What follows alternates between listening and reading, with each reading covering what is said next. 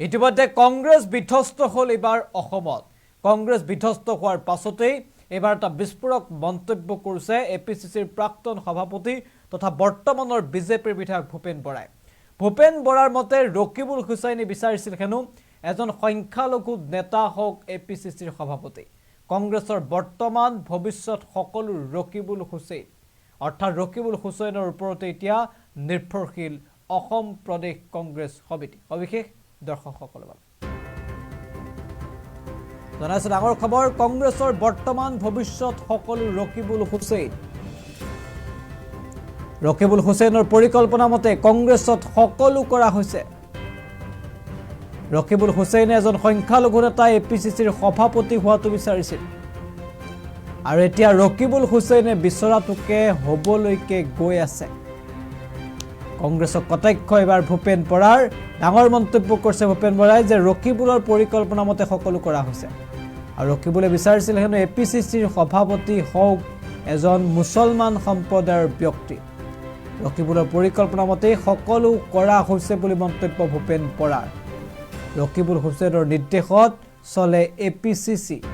আৰু এই মুহূৰ্তত ভূপেন বৰাৰ সেই মন্তব্য আমি শুনাই ল'ব বিচাৰিছোঁ ডাঙৰ মন্তব্য কৰিছে এপিচিচিৰ প্ৰাক্তন সভাপতিগৰাকী ইয়াত সংঘবদ্ধ প্ৰচেষ্টা তাত গাই গোটা জিকিলে যে হাৰিলে হাৰ টাইপৰ ৰকিবুল হুছাইনৰ নেতৃত্বত আৰু গৌৰৱ গগৈ সভাপতিত্বত ৰকিবুল হুছাইনে যি ধৰণে পৰিকল্পনা কৰিছিলে দলটো সজাবৰ কাৰণে আজি সেই ধৰণে দলটো হাস খাইছে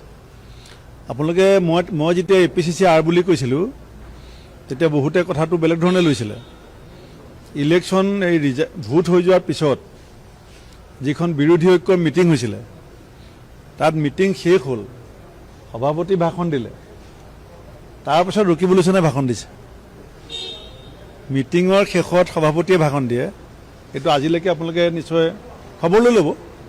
সভাপতি ভাষণৰ পিছত ৰকিবুল হুছাইনে ভাষণ দিছে গতিকে আপুনি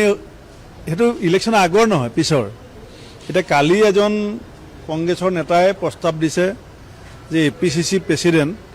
এজন সংখ্যালঘু নেতা হ'ব লাগে সেই প্ৰস্তাৱটো কাৰ সপক্ষে আহিছে গতিকে যি ধৰণে ৰকিবুল হুছাইনে পৰিকল্পনা কৰিছে এতিয়া কংগ্ৰেছৰ বৰ্তমান ৰকিবুল হুছাইন কংগ্ৰেছৰ ভৱিষ্যতো ৰকিবুল হুছাইন আগৰ বাৰু ৰিপুণ বৰাই আপোনাৰ এখন ৰিচৰ্টত মাতি নি আমাকো তেতিয়া চৰকাৰ হ'ব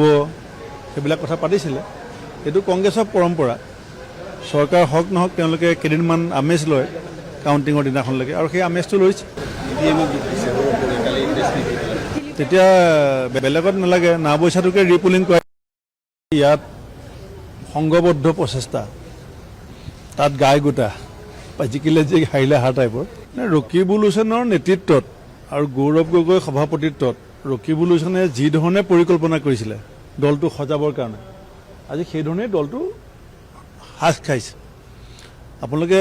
মই যেতিয়া এপিচিচি আৰ বুলি কৈছিলোঁ তেতিয়া বহুতে কথাটো বেলেগ ধৰণে লৈছিলে